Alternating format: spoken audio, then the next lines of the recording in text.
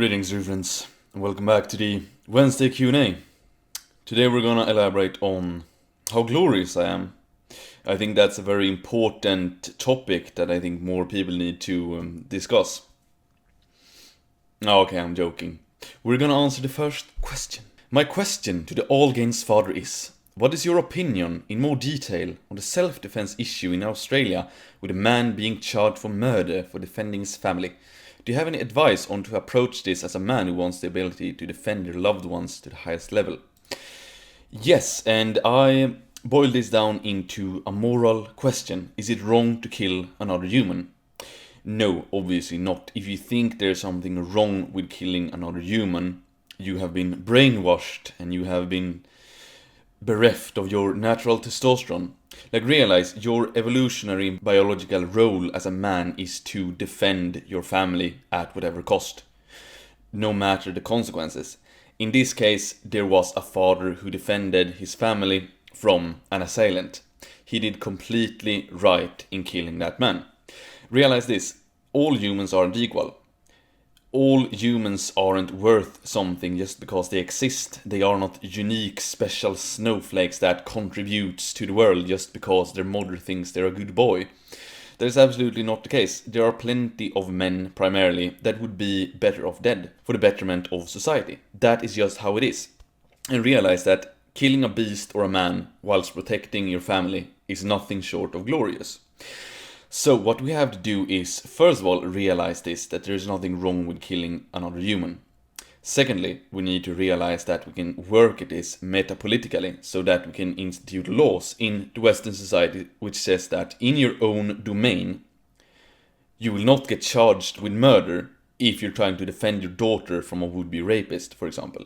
In your own domain, you would have the absolute authority to defend your family.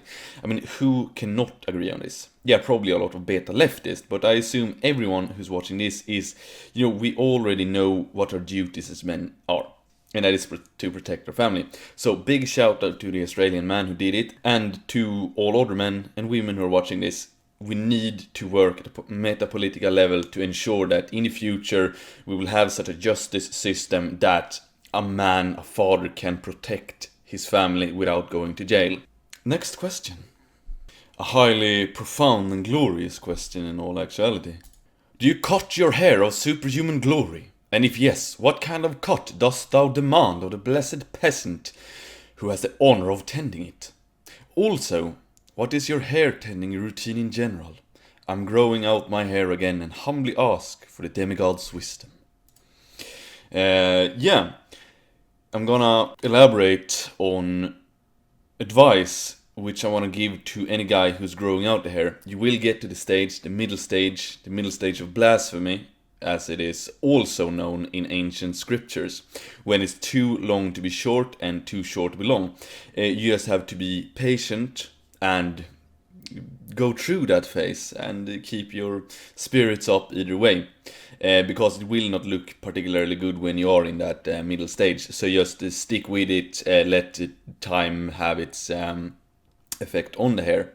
So when I saved out my hair optimal Elven Glory about 2 years ago, I just let it grow. I didn't cut it once. Then when I actually had my desired length, as it were, I went to the hair salon and said I want it layered and I want the tops cut off. So yeah, that's what I did then. And then also in my case, I have see, my hair color is a bit like dark blonde. It bleaches in the sun, so for my hair routine I tend to be, if it's sun outside, I try to keep the hair exposed to the sun, because it gets a bit more gold, and then which is kind of what I'm after right there. And then also if I've been training MMA or Brazilian Jiu-Jitsu, I always use shampoo afterwards, like really rigorously, like two servings as well of shampoo, and really rigorously, because you have had your blessed hair of eternal joy on the mats, so then you need to be careful thus. And then also we can talk a bit about surprise flex. I bet you did not see that coming. Comment below if I got you. That could be fun to see how many I got there actually. I amaze myself. I suppose that a connoisseur of rare surprise flexes would find that, would appreciate that.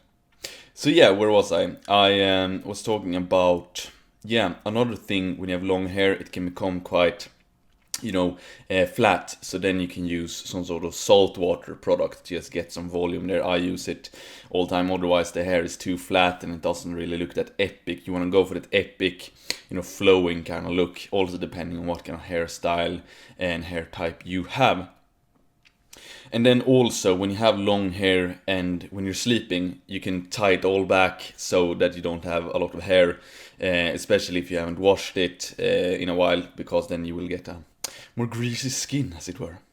So yeah, I hope that helped a lot of aspiring Elvenbras to optimal hair gains.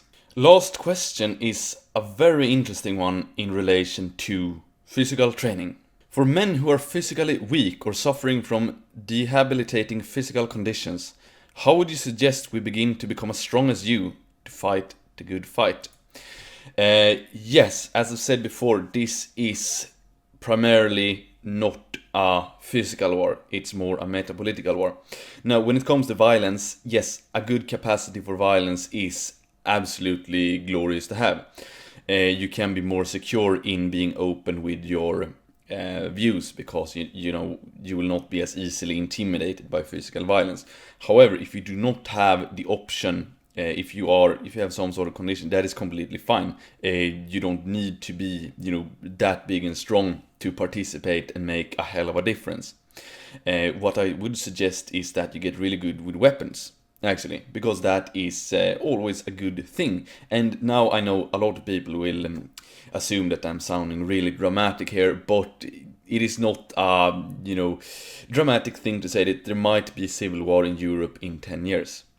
And until then, it's better to train. And at the end of the day, the ultimate violence is with guns. So that is what I would suggest right there. And then also some sort of martial arts, judo, for example, or boxing or MMA, straight at it, and then train a lot with weapons. So that is my advice in terms of the physical training. Then obviously you have the full capacity to participate in the metapolitical war via writing articles and talking to people, etc. So that was the questions for the week, and I would just like to aim a heartfelt shout out to everyone who commented on my Facebook. I am regretful that I couldn't answer everything, but I am very humbled that I'm genuinely happy that the quality of the questions is so high, because that makes me quite proud of the kind of true friends I have attracted. So that brings joy to my heart, the quality of the questions. So big shout out to you all. And who am I? I'm the glorious lion, XXO.